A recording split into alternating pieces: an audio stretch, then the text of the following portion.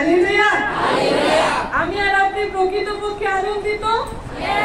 আর এই আনন্দ শুধু রবিবারের জন্য নয়, সুখবর, এই আনন্দ রবিবারের জন্য নয়, কিন্তু এই আনন্দ চিরকালের জন্য। হালেলুয়া, চিরকালের জন্য। শক্তি এমন ভাবে প্রকাশ হয়, একটা স্ত্রী সে প্রভুকে জানে, আর সে প্রভুকে জানে বলে প্রভু ঘর যায় বলে তার স্বামী অনেক অত্যাচার করে দেয়, অনেক কষ্ট দেয়। আর একদিন যখন সে স্ত্রী এসছে ঘরে, আর স্বামী রেগে এসছে যে তুমি কেন গেছিলে সেখানে, আমি তোমাকে মানা করেছি, তাও তুমি কেন গিয়েছিলে বলে সে যখন ধমকাচ্ছে, সে যখন হাত তুলেছে, আর স্ত্রী ভাবছে যে তাকে মারবে বলে সে এরকম ঝুঁকে গেছে, আর যখন হাত তুলেছে দেখছে সে হাত আর আটকে গেছে। সে হাত আর নামছে না স্ত্রীকে মারার জন্য, সে হাত সেখানে আটকে গেছে। তো সেই স্বামী যখন দেখতে পারলো যে আমি আমার স্ত্রীকে মারতে যাচ্ছি, আর সে হাত কি হচ্ছে আটকে গেছে, সে নামাতে চাইছে তাও নামছে না, সে সেদিন ঈশ্বরের ভয়কে দেখতে পেয়েছে। সে সেদিন সকালে চলে এসছে, এসে বলছে তুমি কাকে মানো, আমিও তাকেই মানবো, কারণ সে ঈশ্বর আমাকে ধরে নিয়েছে।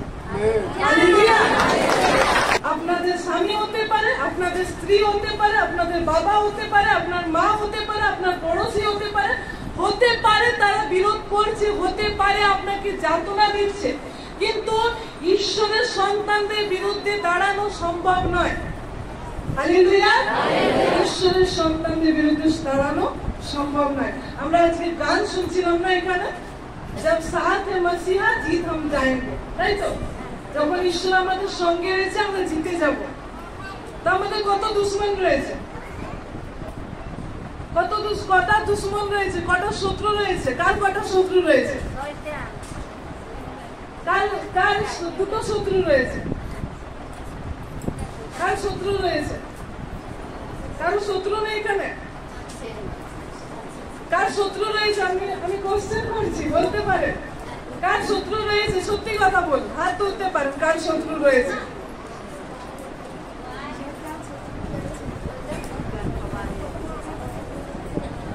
কটা শত্রু রয়েছে?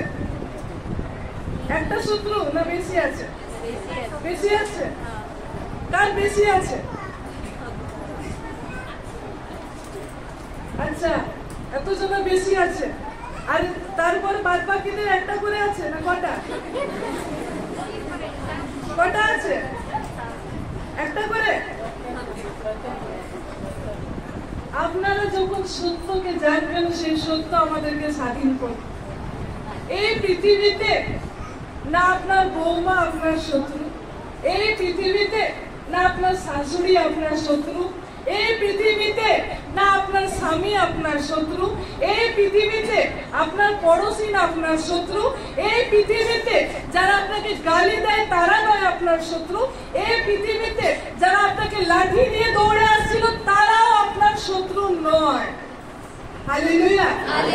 যখন মানুষ জানতে পারবে যে আমাদের শত্রু এই রক্ত মাংসের সঙ্গে নয়, আমাদের শত্রু রক্ত মাংসের সঙ্গে নয়, আমরা বডি একজন একজনের সাথে লড়ছি না, ও আমার শাশুড়ি আর বৌমার লড়াই হচ্ছে না, আমার স্বামী স্ত্রীর লড়াই হচ্ছে না, আমি তার সাথে যুদ্ধে নামিনি, আমি আমার পড়োশির সাথে যুদ্ধে নামিনি, যে আমার জমি নিয়ে নিয়েছে আমিও চলে গেছি দুটা লাঠি নিয়ে, সে আমার শত্রু নয়।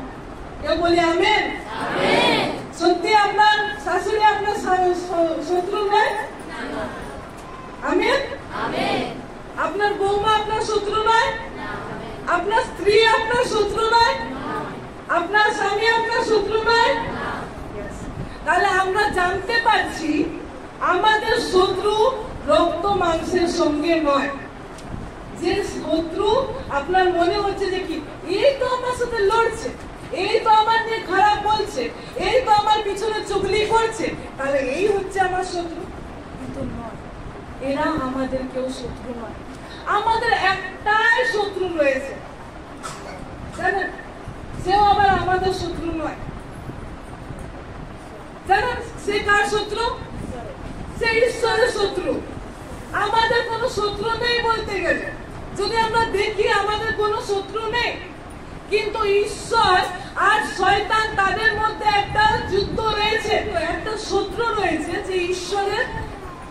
করতে চায়, ঈশ্বরের বিরুদ্ধে যেতে চায়। আর সে কোথা থেকে এলো? সে স্বর্গে ছিল। আমরা তার নাম জানি অনেকে, লুসিফার। ঠিক আছে? সে কি করত? আরাধক ছিল। সে একজন কি ছিল? সে আরাধনা করত, সে ঈশ্বরের সিংহাসনের সম্মুখে গান করত, প্রশংসা করত। সে চিন্তা করলো, কে? সেই লুসিফার। সেই ঈশ্বরের একদম কাছের ছিল, কাছের এক দূত ছিল। সে লুসিফার একদিন চিন্তা করছে, আমার তো সব ক্ষমতা রয়েছে, আমার তো ঈশ্বরের মতোই পাওয়ার রয়েছে, সব দূতরা এসে ঈশ্বরকে যেমন মাথা ঝুঁকায়, আমাকেও তো ঝুঁকায়, আমি তো প্রধান দূত, আমি তো স্বর্গদূত, আমি তো মহান রয়েছি, সব দূতদের থেকে আমি মহান রয়েছি। তাহলে ঈশ্বর যে সিংহাসনে বসেছে, সেই সিংহাসনে তো আমিও বসতে পারি। এই চিন্তা করলো, সেই স্বর্গদূত চিন্তা করলো যে ঈশ্বর একদম সাথে থাকবে। সে না ওখানে ঝগড়া করেছে, সেই লুসিফার, না সেখানে দারু খেয়েছে, না সে সেখানে চুগলি করেছে, না সেখানে ব্যভিচার করেছে। সে জাস্ট চিন্তা করেছে। সে তার চিন্তাটা কিসের ছিল? অহংকারের চিন্তা। আমার ভিতর তো সব কোয়ালিটি রয়েছে, আমার ভিতর তো সব ক্ষমতা রয়েছে, আমি তো খুব বড় জায়গায় কাজ করি, আমি তো অনেক বড় আধিকারিক রয়েছে, আমার তো অনেক ক্ষমতা রয়েছে, আমি তো সব কাজ করি, এ তো কিছুই করে না। তার যখন এরকম সোচ এলো, আর সেদিন কি করলো? সেই দূতকে সে স্বর্গ থেকে ফেলে দেওয়া হলো। আর তার সঙ্গে আরো যত দূতরা ছিল তার পিছনে তার সঙ্গে নেমে গেলেন পৃথিবী। আর তাকে আজকে আমরা শয়তান বলেছি। আর ঈশ্বর কি করলো? যখন মানুষকে নিজের হাতে তৈরি করেছে, সেই মানুষকে সব থেকে বেশি ভালোবাসা দিয়েছে। আর ঈশ্বর কি করলো? নিজের মতো করে, কার মতো করে? কার মতো করে? বলুন, ঈশ্বরের মতো করে। ঈশ্বরের মতো করে, যেমন ঈশ্বর এলোহিম, সেখানে লেখা আছে এলোহিম, পিতা, পুত্র, পবিত্র আত্মা, তিনজনে মিলে একসঙ্গে তার সদৃশ্যে এই মানুষকে তৈরি করেছে। আর যখন এই মানুষকে তৈরি করেছে, তার ভিতরে সব কোয়ালিটি ছিল। তার ভিতর কি ছিল? সব ধরনের কোয়ালিটি ছিল। সে সব কিছুকে করতে পারত। সে ঈশ্বরের মতো ক্ষমতা ঈশ্বর তাকে দিয়েছিল। তো ঈশ্বর হচ্ছে সেই সর্বশক্তিমান এবং আমরা হচ্ছে সেই শক্তিমান। আমাদেরকে ঈশ্বর নিজের মতো করে তৈরি করেছে। আর যখন সে শয়তান দেখলো, আচ্ছা এই মানুষকে ঈশ্বর এত প্রেম দিয়েছে, এই মানুষকে ঈশ্বর এত ক্ষমতা দিয়েছে, সে শয়তানের তখন জ্বলন হলো। আর সে জ্বলনে সে হবার কাছে এসে তাকে পাপের গোলামি করতে চাইল। বুঝতে পারছি? যখন ঈশ্বর আদমকে তৈরি করেছিল, তার ভিতরে এত ক্ষমতা ছিল, এত পাওয়ার ছিল, সে পুরা গ্রামকে, পুরা পুরুলিয়াকে ঘুরে আসতে পারে একদিনে। তার ভিতরে এত এবিলিটি ছিল, তার ভিতরে এমন ক্ষমতা ছিল। কিন্তু যখন তারা পাপে পতিত হলো, ঈশ্বর যেটা বলেছে সেটাকে মানা করে যখন সে ফলকে খেয়ে নিল, আর তারা কার গোলাম হয়ে গেল? সে শয়তানের গোলাম হয়ে গেল। এতক্ষণ কার সন্তান ছিল? ঈশ্বরের সন্তান ছিল। কিন্তু যে তারা ঈশ্বরের কথা থেকে অমান্য করে সেই শয়তানের কথাকে শুনে নিয়ে কাজ করলো, তখন তারা কার সন্তান হয়ে গেল? সেই শয়তানের সন্তান। তারা গোলাম বনে গেল, তারা কি একটা দাস বনে গেল। আর ঈশ্বর এই দাসত্ব থেকে ছুড়াবার জন্য সেই প্রভু যীশু খ্রিস্ট আমাদের জন্য এসেছিল। জানেন, যখন আদম পাপ করলো, তাকে অভিশাপ দেওয়া হয়েছিল। কি দেওয়া হয়েছিল? অভিশাপ দেওয়া হয়েছিল। আদমকে বলা হয়েছিল, তোমার জন্য মাটি অভিশপ্ত হবে, তুমি যতক্ষণ না মাথার ঘাম পায়ে ঝরাবে ততক্ষণ তুমি খাবার পাবে না। তাকে দিয়েছিল এই অভিশাপ? আদমকে। এই জন্য আমরা বলি অনেক কষ্ট করছি, অনেক ঘাম ঝরানো আমার পয়সা, অনেক খাটাখাটনি আমি রাত দিন করছি। কিন্তু জানেন, যখন প্রভু যীশু খ্রিস্ট এলেন, এই জায়গা থেকে তিনি আমাদেরকে উদ্ধার দিতে চান। এই জায়গা থেকে, এই পরিস্থিতি থেকে আমাদেরকে উদ্ধার দিতে চান। আমি সারা দিন খাটাখাটি করব, এরকম জীবনকে তিনি চান না। যখন আপনারা পড়বেন আদি পুস্তকে, সেখানে লেখা আছে ঈশ্বর 6 দিন পর্যন্ত সব কিছুকে যখন সৃষ্টি করলেন, সপ্তম দিনে, 6 দিনে 7 নম্বর দিন, বলুন 7 নম্বর দিন ঈশ্বর কি করলেন? বিশ্রাম দিলেন। ঠিক আছে, কি দিলেন? বিশ্রাম দিলেন। এই বিশ্রাম দেওয়ার পরে ঈশ্বর আদমকে ক্ষমতা দিলেন যে তুমি এই পৃথিবীর উপরে, এই জায়গাগুলোর উপরে তুমি কি করবে? অধিকার করবে, তুমি এখানে কাজ করবে, তুমি এখানে চাষ করবে, তুমি এখানে ক্ষমতা দেখবে, তুমি এগুলোর ভাগ নিবে। মানে কি? ঈশ্বর আগে বিশ্রাম দিলেন, তারপর তাকে কাজ সঁপলেন। আপনি কাজ করবেন, তারপর রাতে রেস্ট করবেন, এটা হচ্ছে জগতের নিয়ম। কিন্তু ঈশ্বর আমাদেরকে বিশ্রামে রেখে তিনি আমাদেরকে কাজ করার জন্য শক্তি দেন। হালেলুয়া! কেউ কিছু শিখতে পারছি আজকে? ঈশ্বর চায় যে আমরা বিশ্রামের ভিতর থেকে, কিসের ভিতর থেকে? বিশ্রামের ভিতর থেকে আমরা কাজ করব। কিভাবে বিশ্রামের ভিতর থেকে আমরা কাজ করব? কিভাবে আমরা বিশ্রামের ভিতর থেকে কাজ করব? ঈশ্বর আমাদেরকে সেই সমস্ত বিষয়কে দিয়েছেন। ঈশ্বর আমাদেরকে সেই সকল বিষয় দিয়েছে। যদি আপনারা বাইবেল থেকে দেখেন, ইফিসীয় তার 2 অধ্যায় 8 পদ, অনুগ্রহ হন প্রকাশ, কেননা অনুগ্রহে বিশ্বাস দ্বারা তোমরা পরিত্রাণ পাইয়াছ, এবং ইহা তোমাদের হইতে না হয় নাই, ঈশ্বরের দান। আমেন। ঈশ্বরের বাক্য আমাদেরকে শিখাচ্ছে, কেননা অনুগ্রহে, বলুন অনুগ্রহে, বলুন অনুগ্রহে, অনুগ্রহে বিশ্বাস দ্বারা তোমরা পরিত্রাণ পাইয়াছ। আজ আর আপনি, আমি আর আপনি কি হয়েছে? উদ্ধার পেয়েছি, তাই না? এই উদ্ধার মানে আমরা কিসের ভিতর ছিলাম? পাপের ভিতর ছিলাম, আমরা অনেক কষ্টের ভিতরে ছিলাম। যখন রোগ জ্বালা যন্ত্রণা হয়, মানুষরা, বাইরের মানুষরা কি বলে থাকে? এরকম হয়েই থাকে, এই আবহাওয়া চেঞ্জ হচ্ছে, জ্বর হয়েই থাকে, এই এরকম হয়েছে, রোগ জ্বালা তো হবে, মানুষের তো এরকম অবস্থা হবে, কাজ না করলে খেতে পাবো না, এগুলো তো হবে। কি এগুলো? এগুলো মানুষের পরিস্থিতির কষ্ট। কিন্তু ঈশ্বরের বাক্য বলছে অনুগ্রহে বিশ্বাস দ্বারা তোমরা পরিত্রাণ পাইয়াছ। এই যে অনুগ্রহ, এটা আমাদের কোনো কাজের দ্বারা আমরা হইনি। এই যে অনুগ্রহ, আমরা কিছু করেছি বলে হইনি, কিন্তু এই অনুগ্রহ ঈশ্বর আমাদেরকে দিয়েছে। কি দিয়েছে? ঈশ্বর আমাদেরকে দিয়েছে। আর যদি কোনো ব্যক্তি, সে কি করে? যারা ঈশ্বরকে জানে না, তারা যখন পাপ করে কিছু একটা পশু নিয়ে আসে, তাই না? আর এসে কি করে? বলি চড়ায়, আর ভাবে এরকম করে আমার পাপটা মিটে গেল। কোথাও যাচ্ছে, কোথাও গিয়ে কোনো যজ্ঞ করছে, কোনো কাজ করছে, কোথাও নদী থেকে ডুব দিচ্ছে, আর ভাবছে আমি পূর্ণ হয়ে গেলাম, আমার পাপটা ধোয়াই গেল। কিন্তু এইসব করে কি আদৌ আমাদের পাপ থেকে আমরা পরিষ্কার হতে পারি? এইসব রক্ত ঝরিয়ে বা এইসব অনেক কিছু কাজ বাজ করে, অনেক সিঁড়ি চড়ে আমরা কি কোথাও থেকে আমাদের জীবনকে উদ্ধার আনতে পারি? কখনোই না। কিন্তু সেই প্রভু যীশু খ্রিস্ট, তিনি আমাদের জন্য এলেন, আর তিনি এসে যত কিছু পাপের বন্ধন ছিল, যত কিছু তৈরি করা শয়তানের কাজ সাজিয়েছিল, সেখান থেকে তিনি ভাঙলেন, সেই বন্ধনকে তিনি ভাঙলেন। আর ভাঙিয়ে তিনি কি করলেন? আমাদেরকে একটা নতুন জারিয়া দেখালেন। কি সেই জারিয়া? যেমন স্বর্গে রয়েছে, যেমন স্বর্গে পিতার ইচ্ছা পরিপূর্ণ হয়, তেমনই এই পৃথিবীতে তার ইচ্ছা সিদ্ধ হয়। হালেলুয়া! ঈশ্বর আমরা প্রভুর প্রার্থনায় বলে থাকি না, কি বলে থাকি?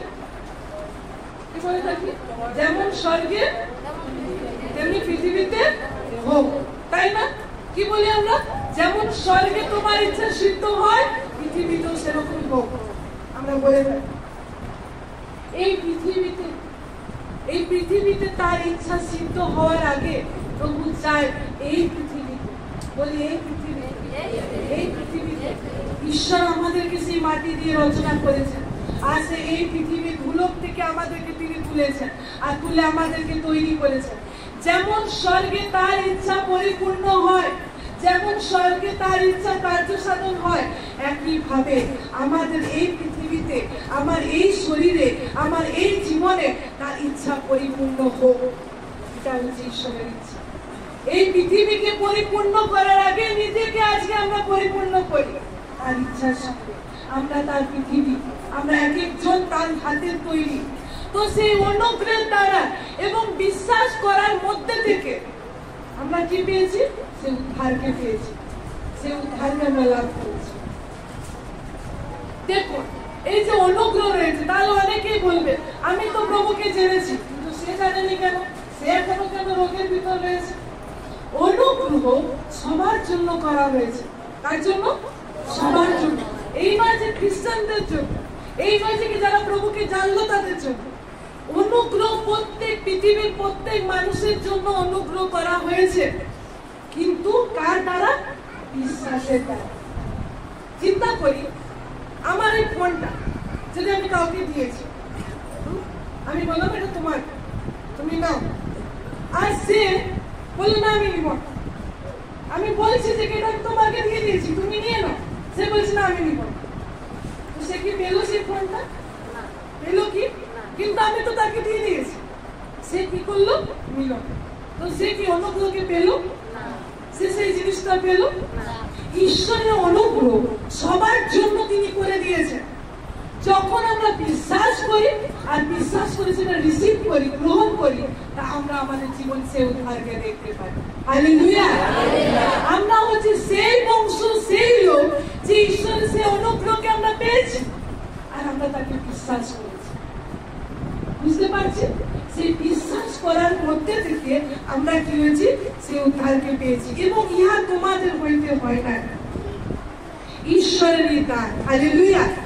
এটা যে আমরা অনেক কিছু করেছি, বা অনেক মানুষরা আমরা চিন্তা করে থাকি অনেক সময়, যখন আমাদের পরিবারে কেউ জানে না, তারা অনেক পাপী রয়েছে না, তারা অনেক ঝগড়া করে না, তারা আমাদের নিয়ে অনেক চুগলি করে না, তারা অনেক খারাপ রয়েছে না, এই জন্য তারা এখনো পাচ্ছে না। এই জন্য আমরা প্রভুকে পেয়ে গেছি, ওরা এখনো পাই না। আমরা কি করছি? ভাগ করে, আমরা আলাদা করে আর চিন্তা করি আমি ভালো ছিলাম, ওই জন্য ঈশ্বর আমাকে চুনে নিয়েছে। কখনোই না, আমরা অনেক ভালো ছিলাম না, আজকে আমাদের নিচে যাদের দেখে মনে হচ্ছে ও এরা পাপী, এই জন্য এরা আসেনি, আর আমরা মনে করছি আমরা ভালো, এই জন্য প্রভু আমাদেরকে ডেকেছে। এমন নয়, আমরা প্রত্যেকেই পাপী ছিলাম, প্রত্যেকে অনেক খারাপ কাজের ভিতর থেকে গেছি, কিন্তু প্রভুর অনুগ্রহকে আমরা গ্রহণ করেছি। হালেলুয়া! আর যখনই আমরা প্রভুর অনুগ্রহকে গ্রহণ করেছি, আমরা সেই পরিত্রাণকে পেয়েছি। হালেলুয়া! যেমন একটা ব্যক্তি ছিল, তারা অনেক কষ্ট করে, অনেক গরিব পরিবারের ছিল, তারা অনেক কষ্ট করে তারা পরিবার চেয়েছিল আমরা একদিন জাহাজে করে ভ্রমণে যাব। তাদের ইচ্ছা ছিল জাহাজ, তাদের জাহাজ যাবার খুব ইচ্ছা ছিল। তারা অনেক কষ্ট করে নিজেকে অনেক রোজগার বাঁচিয়ে তারা কি করেছে? 5,000 টাকা দিয়ে তারা কি করেছে? জাহাজের টিকিট করেছে। ঠিক আছে, 5,000 টাকা দিয়ে তারা যখন জাহাজের টিকিট করেছে আর তারা যাত্রা করছে, 2 দিন ভোর সেই জাহাজে তারা যাত্রা করলো। কিন্তু যখনই সেই জাহাজে থাকে না যে খাবারের জন্য, স্যার খাবার, তারা বলছে না আমরা খাবার খাবো, তারা বলছে না আমরা খাবার খাবো। আমাদের তারা বলছে, বাচ্চাদেরকে বুঝাচ্ছে, দেখ বাবু আমার এই 5,000 টাকা ছিল, আর এই 5,000 টাকাটার ভিতরে আমি টিকিটটাই করে নিয়েছি, এই খাবার মাবার তোকে খাওয়াতে পারবো না। জাহাজটা চাপতে চেয়েছিস, ঘুরিয়ে নিচ্ছি, জাহাজ চেপে ঘর চলে আসবে। ঠিক আছে, খাবার মাবার বাইরা করেছে। 2 দিন ভোর কি করেছে? খাবারের জন্য আসছে তাদের কাছে, তারা বলছে খাবারের যাচনা করিস না, খাবারের জন্য চিন্তা করিস না, খাবার ঘরে গিয়ে দেখা যাবে, এখানে খাবার খুঁজিস না। 2 দিন পর বাচ্চারা এরকম নেতিয়ে পড়ে রয়েছে। যখন সেই ক্যাপ্টেনটা জাহাজের যাত্রা যখন শেষ হয়েছে, ক্যাপ্টেনটা যখন বেরোচ্ছে, তখন তাকে জিজ্ঞেস করেছে বাচ্চাগুলো কি হয়েছে। তখন এরা মা বাবা দুঃখ করে বলছে, জানেন আমরা তো খুব গরিব হচ্ছি, 5,000 টাকা কিছু করে আমরা এই টিকিটটাকেই কাটিয়েছি, বাচ্চাদের খাবার মাবার খাওয়াতে পারিনি, এই জন্য এরা এরকম হয়ে গেছে। তখন সে ক্যাপ্টেনটা হাসছে, এসে নিয়ে জাহাজের ক্যাপ্টেনটা বলছে, এ বোকা, তুমি যে 5,000 টাকা দিয়ে যে টিকিটটা কেটেছিলে, সেই টিকিটের ভিতরেই তো খাবারের জন্য ব্যবস্থা ছিল, এই জন্য তো তারা বারবার তোমার কাছে স্যার বলে আসছে যে খাবার নাও, আর তোমরাই তো নিচ্ছ না। হালেলুয়া! ঈশ্বর আমাদের জন্য যে সমস্ত অনুগ্রহকে তিনি করে দিয়েছেন। আমরা যখন বলি যীশু খ্রিস্টকে বিশ্বাস করি আর তাকে যখন গ্রহণ করেছি, তার ভিতরে আমরা সেই টিকিটের ভিতর সব কিছুকে পেয়ে গেছি। সেটার জন্য আলাদা করে আমাকে চিন্তা করতে হয় না। ও আমার সুস্থতার জন্য আমার আলাদা চিন্তা করতে হবে, ও আমি কর্জা থেকে মুক্ত হওয়ার জন্য আলাদা কিছু করতে হবে। এমন বিষয় নয়। যখন আমি প্রভু যীশু খ্রিস্টকে গ্রহণ করেছি, যখন আমি মুক্তিদাতা হিসেবে গ্রহণ করেছি, সেই তার ভিতর থেকে সে সমস্ত অনুগ্রহকে পেয়ে গেছি আমি। এবার কাজটা হচ্ছে আমার যে আমি বিশ্বাসে তার গ্রহণ করি। প্রভু তোমার অনুগ্রহকে আমি গ্রহণ করি, প্রভু তোমার কার্যকে আমি গ্রহণ করি। ও আমি এরকম অবস্থার ভিতর রয়েছি, তুমি আমার অবস্থা পরিবর্তনকারী, আমি তা গ্রহণ করি। হালেলুয়া। আর যখনই আমরা গ্রহণ করি তখনই আমরা পাই। আর আমরা বলি না না আমাদের লাগবে না, না না আমাদের প্রয়োজন নেই, আর আজকে আমরা শুনছি শুকিয়ে রয়েছি। কিন্তু প্রভু সে সব জায়গা থেকে আমাদেরকে বার করে আনার ক্ষমতাকে রাখে। আর ফিলিমন তার 1:6 পদ, ফিলিমন তার 1:6 পদ। আমাদের মধ্যে বিদ্যমান সমস্ত উত্তম বিষয় জ্ঞানে যে তোমার বিশ্বাসের সহভাগিতা খ্রিস্টের উদ্দেশ্যে সাহায্য সাধন হয়, এই প্রার্থনা করিতেছি। আমেন। ঈশ্বরের বাক্য এখানে বলছেন আমাদের মধ্যে বিদ্যমান সমস্ত উত্তম বিষয়ের জ্ঞানে। হালেলুয়া। বিদ্যমান মানে কি? যেটা আমাদের মধ্যে আছে। বিদ্যমান মানে কি? যেটা আমাদের মধ্যে আছে। মানে ঈশ্বরের অনুগ্রহ, ঈশ্বরের যে আশীর্বাদ, অনুগ্রহ একটা আশীর্বাদ, এটা কোনো আলাদা কোনো বিষয় নয়। যার জন্য অনুগ্রহ হচ্ছে এমন একটা বিষয় যেটা আমি অনেক কিছু করে অনেক অ্যাপ্লাই করে অনেক করে চাইছি কিন্তু আমি করে উঠতে পারছি। কিন্তু এমন একজন রয়েছে যে আমি যে কাজটা করতে পারিনি, সে এক নিমিষে এসে সেই কাজটা করে। হালেলুয়া। আর তিনি হচ্ছেন প্রভু যীশু খ্রিস্ট। আমি অনেক চেষ্টা করছি আমি ঠিক হবো, অনেক চেষ্টা করছি আমি মদ থেকে ছাড়বো, অনেক চেষ্টা করছি আমি ঝগড়া করবো না, অনেক চেষ্টা করছি আমি শান্তিতে থাকবো, অনেক চেষ্টা করছি আমি এটা করবো ওটা করবো, কিন্তু আমরা পারছি। কিন্তু একজন রয়েছে তার ভিতর থেকে আমরা পারি, একজন রয়েছে তার ভিতর থেকে আমরা করতে পারি। এই জন্য ঈশ্বরের বাক্য বলছে আমাদের মধ্যে বিদ্যমান সমস্ত উত্তম বিষয়ের জ্ঞানে যেন তোমরা বিশ্বাসের সহভাগিতায় খ্রিস্টের উদ্দেশ্যে কার্য সাধক হও।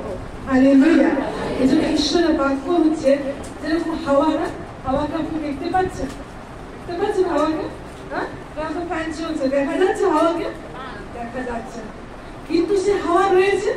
যখন আপনার চুল উঠছে, আপনার কাপড় উঠছে, আপনি অনুভব করছেন, বুঝতে পারছেন যে ফ্যান চলছে, তাই না?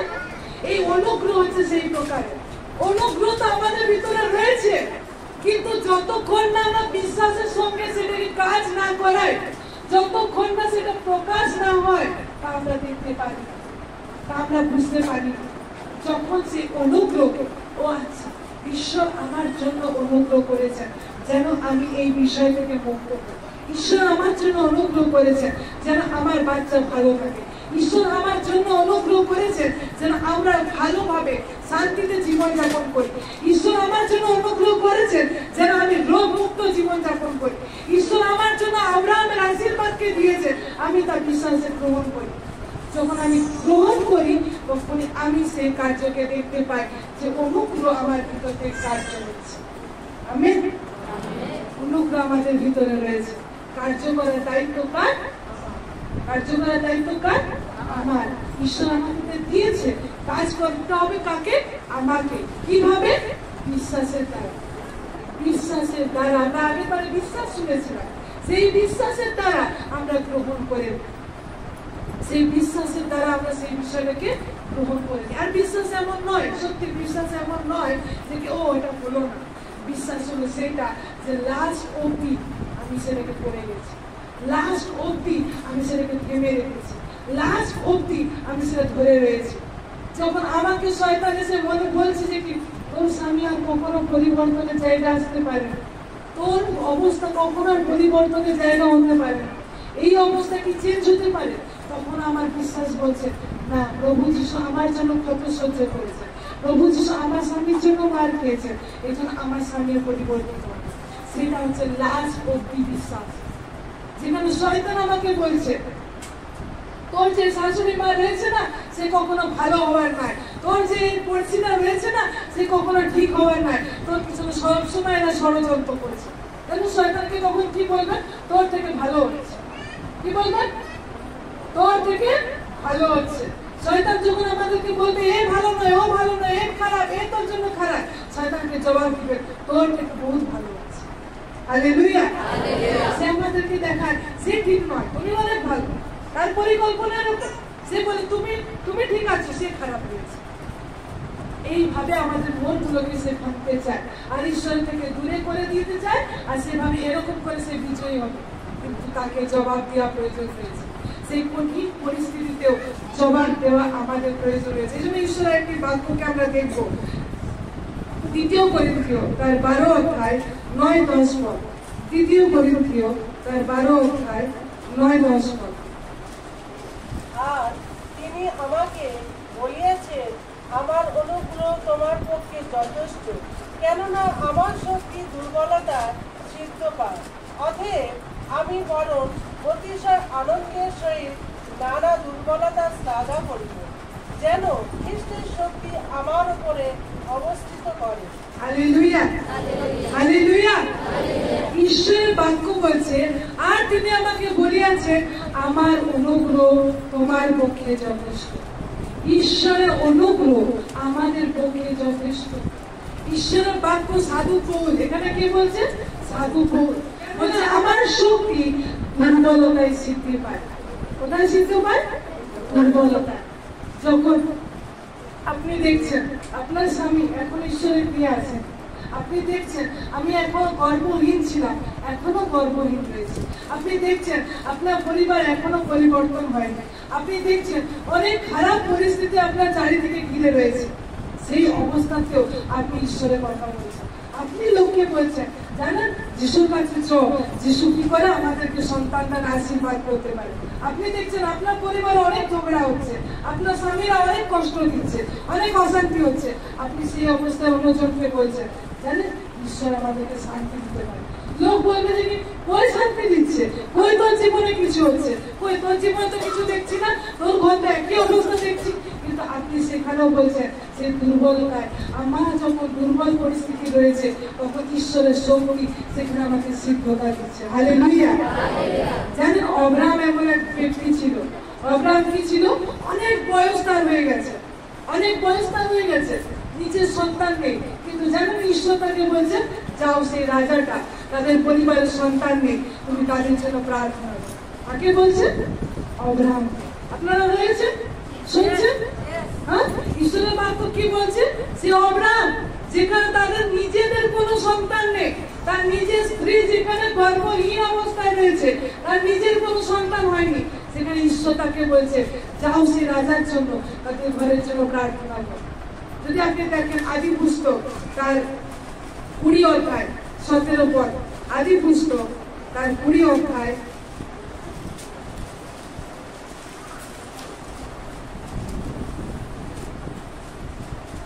পরে আব্রাহাম ঈশ্বরের কাছে প্রার্থনা করিলেন, আর ঈশ্বর অবিমেলেককে ও তাহার স্ত্রীকে ও তাহার দাসীগণকে সুস্থ করিলেন, তাহাতে তাহারা প্রসব করিলেন। হালেলুয়া। এখানে আমরা দেখতে পাচ্ছি যে অব্রাহাম যেখানে নিজের কোনো সন্তান নেই, সেখানে সে একটা রাজার জন্য, অবিমেলেক রাজার জন্য প্রার্থনা করছে, আর সে যখন প্রার্থনা করছে লেখা আছে তার স্ত্রী, তার গর্ভ হলো, আর সে সন্তান প্রসব করলো। আপনারা হয়তো চিন্তা করি, ও যখন আমার স্বামী মদ খাওয়া ছেড়ে দেবে না, তখন কি আমি বলবো যে কি জানিস ঈশ্বর মদ খাওয়া থেকে বাঁচাতে পারে। ও যখন আমার ঝগড়াটা ঠিক হয়ে যাবে না, তখন আমি বলবো যে কি ঈশ্বর আমাদের ঝগড়া থেকে ঠিক করতে পারে।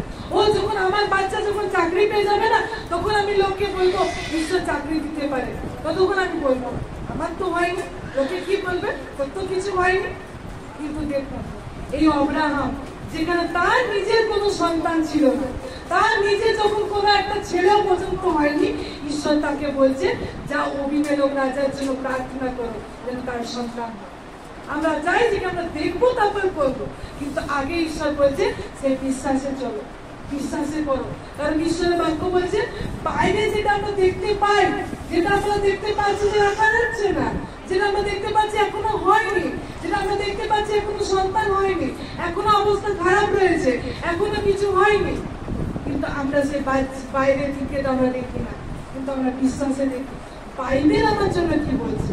বাইবেল আমাকে বলেছে ঈশ্বর প্রতিজ্ঞা দিয়েছে, বাইবেল আমাকে সে আশীর্বাদ যুক্ত করেছে, এই জন্য আমি সেটা কি করছি।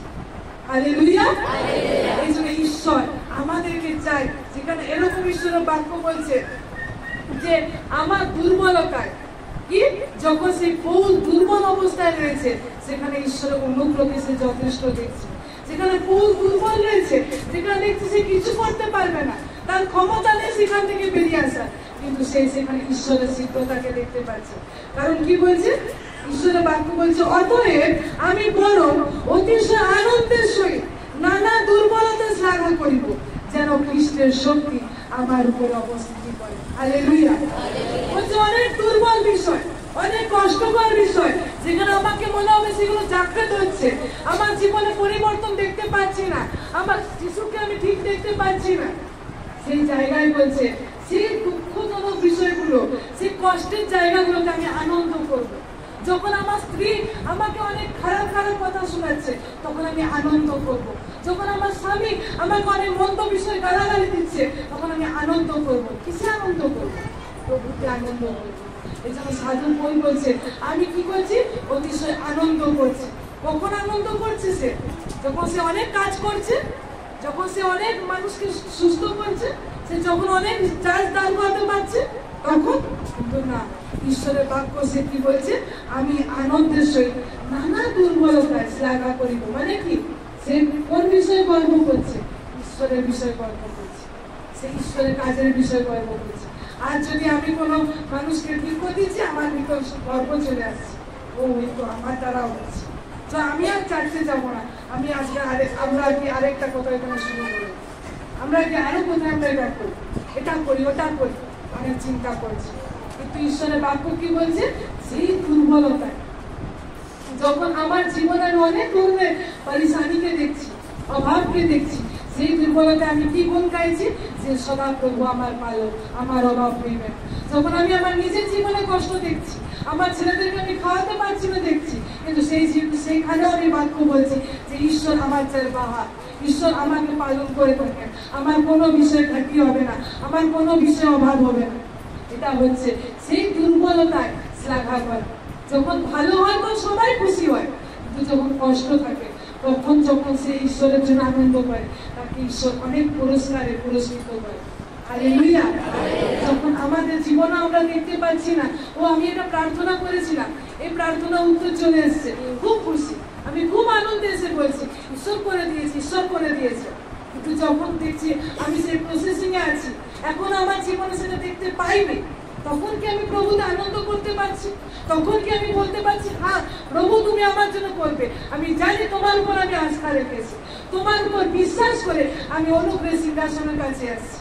আমি এটা চিন্তা করি না তখন যে ও আমি তোকে কি পাপ করেছি, তাহলে আমার জীবনে হচ্ছে মানে কি আমি বিশ্বাসটাকে থামিয়ে দিই। কেউ থাকে এরকম যে প্রার্থনা করছে কোনো বিষয়ের জন্য, আর সে তখন হচ্ছে এক সপ্তাহ হয়ে গেল এখনো দেখছি না, মনে হয় আমি কিছু পাপ করেছি, মনে হয় কিছু হয়েছে, এই জন্য হয়তো আমার হচ্ছে, এই জন্য এটা ঈশ্বর তো করছে। কিন্তু নয়, ঈশ্বর বলছে সেই বিষয়ও যখন আমার হয়নি তখনও কি আমি আনন্দ করছি, সেই কষ্টের সময়ও কি আমি ঈশ্বরকে আনন্দ করতে পারছি, যখন আমার কাছে অনেক ক্লেশ এসে পড়েছে তখনও কি আমি ঈশ্বরকে আনন্দ করতে পারছি। এই জন্য ঈশ্বরের বাক্য বলছে এই হেতু খ্রিস্টের নিমিত্তে নানা দুর্বলতা, অপমান, অনাটন, তাড়না, সংকট ঘটিলে আমি মৃত হই, কেননা যখন আমি দুর্বল তখনই বলবান। Hallelujah, hallelujah. ঈশ্বরের বাক্য বলছে যখন আমি দুর্বল তখনই আমি বলবান। আমার জীবনে ঈশ্বরকে বিশ্বাস করার জন্য, ঈশ্বরের পথে চলার জন্য অনেক ক্লেশ সহ্য করতে হয়েছে। কেমন ক্লেশ জানেন? একটা জায়গায় সে প্রচার করতে গেছে, মানুষরা তার বিরুদ্ধে ভুলভাল কথা রটিয়ে তাকে ঘিরে ধরেছে, আর সবাই মিলে তাকে এমন মেরেছে আজ মরা অবস্থায় সে পড়ে রয়েছে। কেমন পড়ে রয়েছে?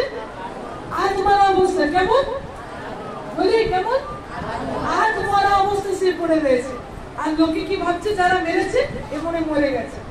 আর যখন ওই মরে গেছে বলে তারা যখন চলে এসছে, আর তার লোকরা, ঈশ্বরের লোকরা যখন তার কাছে গেছে, সে আবার উঠে দাঁড়িয়েছে। কেন? সে জানে যখন আমি দুর্বল তখন আমি বলবান। হালেলুয়া। এজন্য বলছে অনেক দুর্বলতায়, অনেক ক্লেশে, অনেক সংকটে, অনেক যাতনায়, অনেক অবস্থা, খারাপ অবস্থাতেও আমি কি করব? আনন্দ করব। আমি সেখানে বলবো যে আমি দুর্বল তো রয়েছি, কিন্তু আমি আনন্দ করব। কারণ যখন আমি দুর্বল তখন আমি বলবান। আমি আমার দুর্বলতাকে দেখছি না, কিন্তু আমি জানি আমার ভিতর কেউ রয়েছে যে এই সমস্ত কার্যকে করে। এই জন্য বলছে অহংকার কোথায় রইলো? কি করলে আমি অহংকার করতে পারবো? ও আমি হাত রাখলাম সুস্থ হয়ে গেল, ছাওয়ায় আমার পড়লো সুস্থ হয়ে গেল, আমি অহংকার করব না। এগুলো কোথা থেকে? এগুলো সেই ঈশ্বর থেকে।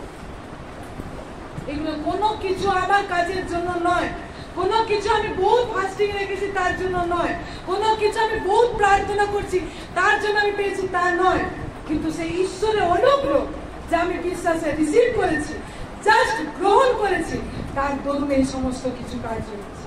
কি বিষয়ে অহংকার করবো? তো অহংকার কোথায় গেল? সেই গর্ব কোথায় গেল? কোনো কিছুকে গর্ব করার জায়গাকে ঈশ্বর রাখেন, কোনো বিষয়ে অহংকার করার জায়গাকে ঈশ্বর রাখেন। আমরা কেন প্রার্থনা করি, কেন ফাস্টিং করি? কেন আমি আমার পিতাকে ভালোবাসি, কেন আমি তার সাথে সময় কাটাতে চাই, কারণ তার বাক্যে তিনি বলেছেন, এই জন্য আমি করি। এই নয় যে ও আমি এটা করলে কিছু আমি পাবো না।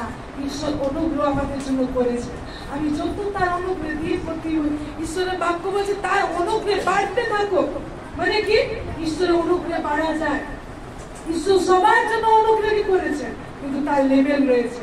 আপনি বিশ্বাসে যত তার লেভেলকে গ্রহণ করবেন, আপনি আপনার জীবনে সেই অনুগ্রহকে দেখতে পাবেন। আমি যীশু খ্রিস্টের ক্রুশকে বুঝতে পারি, যখন আমি যীশু খ্রিস্টের যে রক্ত ঝরানোকে বুঝতে পারি, যখন আমি জানি যে যীশু আমার জন্য যে আঘাত খেয়েছে, সে আঘাত প্রত্যেকটা আমাকে এই বন্ধন থেকে মুক্ত করার, যখন আমি জানি ঈশ্বর আমার জন্য ভালা সহ্য করেছে, সেই ভালা থেকে যে রক্ত বেরিয়েছে প্রত্যেকটা আমার সুস্থতার, যখন আমি জানি, আর যখন তার অনুগ্রহের অধীনে আমি আসি, সে অনুগ্রহকে বিশ্বাস করি, বিশ্বাসে গ্রহণ করি, তখন আমি জানতে পারি যে এইগুলো পাপ, এই অবাধ্যতা, এই ধার্মিকতার বিরুদ্ধে কাজ করা, এটা আমার অধীন হতে পারে না, কিন্তু আমি ঈশ্বরের আত্মার অধীনে রয়েছি। হালেলুয়া। আর যেখান থেকে আমি ঈশ্বরকে এমন ভালোবেসে ফেলেছি, সেই অধীন আমাকে এত, ঈশ্বর অনুগ্রহ এত অধীন করে নিয়েছে, যার জন্য, যার কারণে আমাকে আর এই পাপের কার্য করতে ইচ্ছা করে না। হালেলুয়া। আপনি অনেক কিছু চেষ্টা করবেন, অনেকখান থেকে বেরাবার চেষ্টা করবেন, আপনি পারবেন না। কিন্তু যখন আপনি জানেন যে আমি যীশু খ্রিস্টকে বিশ্বাস করেছি আর তাকে আমি গ্রহণ করেছি, তিনি আমাদেরকে অনুগ্রহ দিয়েছেন এই অশান্তিময় পরিবেশ থেকে বাইরে বেরিয়ে আসা, আর সেটাকে যখন আপনি গ্রহণ করবেন, আপনি আপনার জীবনে ঈশ্বরের কার্য দেখতে পাবেন। হালেলুয়া। ঈশ্বরের বাক্যে আমাদের প্রত্যেক আশীষ দিন।